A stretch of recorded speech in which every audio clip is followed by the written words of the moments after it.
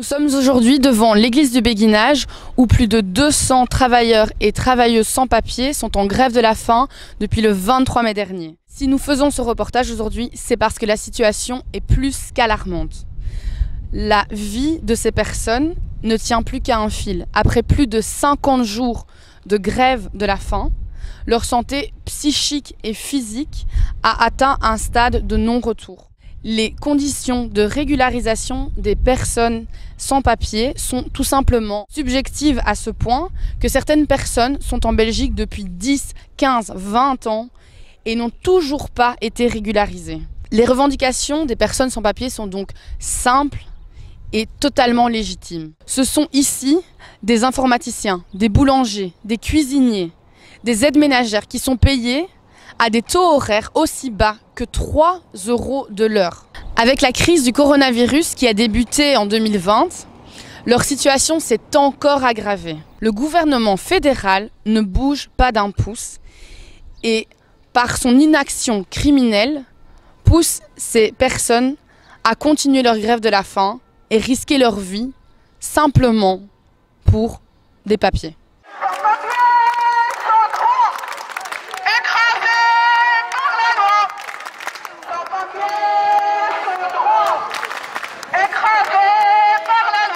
Bonjour Ahmed. Oui, bonjour. Alors Ahmed, est-ce que tu pourrais te présenter et nous expliquer où nous sommes et la situation actuelle ici à l'église du Béguinage à Bruxelles? Oui, ok. Je me présente, je m'appelle Ahmed. Je suis occupant et gréviste ici à l'église du Béguinage parmi les autres grévistes. En même temps, je suis le porte-parole de l'église du Béguinage. La situation actuellement à l'église du Béguinage, elle est lamentable, elle est très inquiétante suite à différentes déclarations du gouvernement. Quelles sont les revendications des personnes sans papier en grève de la faim et de toutes les personnes sans papier ici en Belgique en fait? Oui. Nos revendications, elles sont simples et basiques. On ne sont pas exigeantes comme j'ai dit tout à l'heure. Nous demandons tout simplement des critères objectifs et justes et simples. Ils ne sont pas compliqués parce que les gens ne sont pas prêts encore une autre fois de retourner pour être au travail, pour être exploités, subir des formes d'asservissement, d'harcèlement ou de viol ou de maltraitance. Donc ils ont renoncé à ce genre de pratique, mais tout en s'attachant à la grève de la faim qui est l'ultime solution pour pouvoir avoir leurs droits. Actuellement, les critères qui existent pour la régularisation, ils sont subjectifs et ne répondent pas à ce qu'ils demandent les grévistes et les sans-papiers d'une façon générale. Mais ce que nous revendiquons, ce sont des critères objectifs, clairs, justes, pour être régularisé dans les bonnes conditions sans subir l'arbitraire de jugement ni l'arbitraire des réponses, parce que les gens, lorsqu'ils introduisent leur dossier, ils attendent des années et des années, et à la fin la réponse elle est arbitraire, elle n'est pas claire, la réponse elle est négative et défavorable quant à leur dossier. Que signifie la dignité pour vous? Oui, la dignité pour nous est synonyme de plusieurs choses.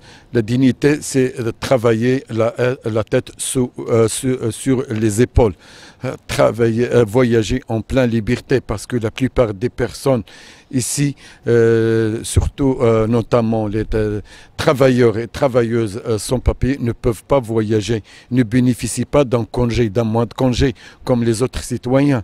Ils continueront à travailler toute l'année et depuis des années. Il existe la majorité d'eux, ils n'ont jamais voyagé, ils n'ont même pas pu quitter la ville où ils sont. Par exemple, s'ils sont à Bruxelles, ils ne peuvent pas voyager ou aller à Liège. Mais depuis des années, ils n'ont jamais fait de vacances et ils travaillent d'une façon régulière. Donc c'est ça la dignité, c'est la libre circulation. C'est se sentir en pleine tranquillité, sans inquiétude, sans peur d'être arrêté.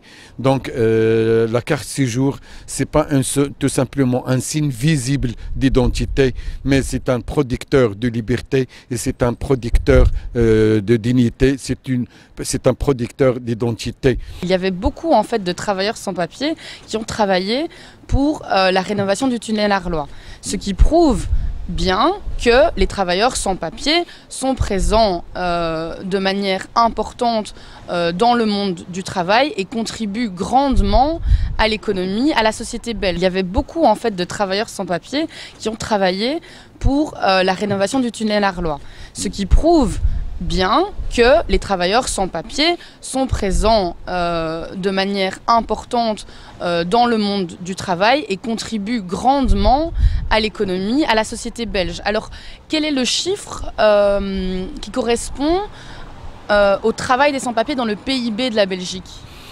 Oui, comme le rapport de la Banque nationale récemment, il stipule que nous contribuons à 3,5% dans le PIB national belge.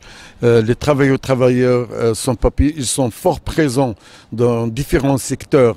D'ailleurs, ils comblent une pénurie structurelle des différents secteurs.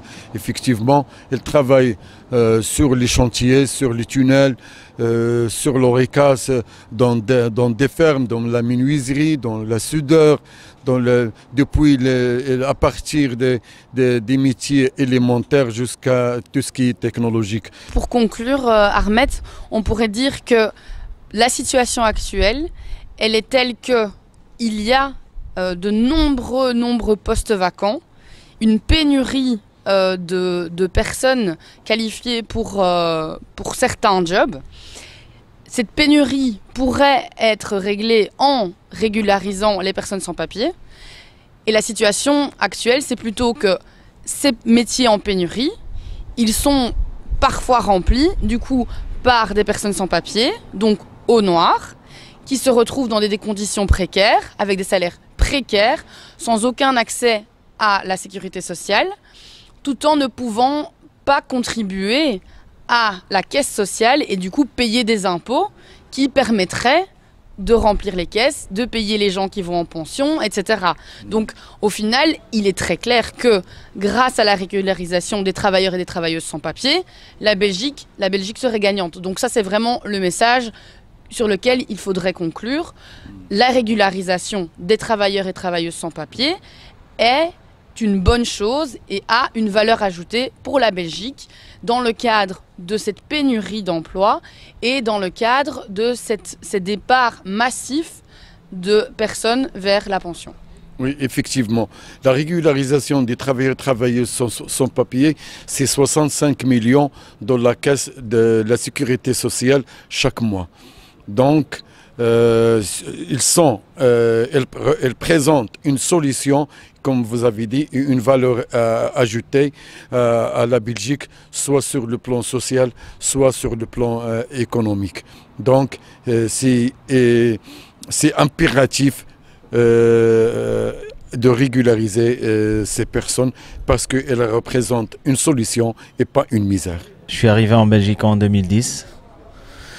C'était pour un regroupement familial à travers mes sœurs, mais quand j'arrive, je vais vers la commune, le regroupement familial était refusé et je suis resté. Je ne savais pas que derrière le mot sans papier se cache une réalité amère et tout. Et depuis 2010, j'ai subi beaucoup d'exploitation, mal payé 3 à 4 € l'heure, maltraité verbalement même avec des patrons. Et depuis maintenant presque le mois prochain je vais terminer mes 11 ans ici en Belgique J'ai fait beaucoup de choses, j'ai fait beaucoup de boulot, j'ai travaillé dans des restaurants avec des traiteurs. Je suis d'ailleurs un cuisinier et un commerçant en même temps. Je travaille avec menuisier, je travaille dans les marchés journaliers. En fait, quand on est sans papier, on est dans l'obligation d'accepter n'importe quel travail pour survivre. On ne demande pas la lune, on demande une vie, quand vous dites humain, juste, et vivre avec dignité. C'est quoi la dignité? C'est de travailler légalement, c'est de ne pas être exploité. Car quand on est exploité, c'est pas une vie digne.